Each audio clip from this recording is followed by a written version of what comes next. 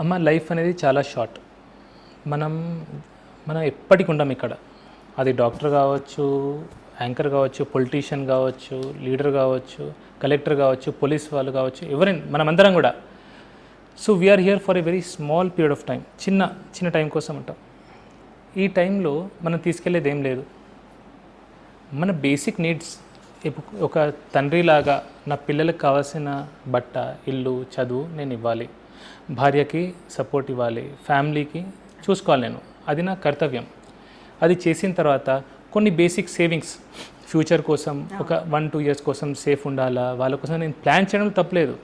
కానీ నేను ఒక్కడనే మంచిగా ఉండాలా, పక్కనోడు ఎదగకూడదు, వాడు ఏమైపోయినా నాకు పర్వాలేదు, నాకు వచ్చిందా లేదా చాలు.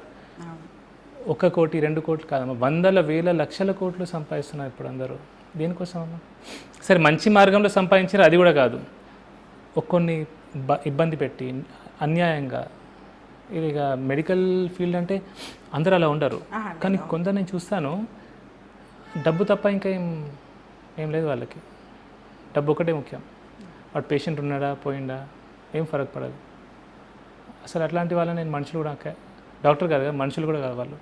అది సో ఎవరైనా సరే, డాక్టర్ వృత్తి అని కాదు కానీ ఏ వృత్తిలో కూడా స్వార్థం అంత ఉండకూడదు.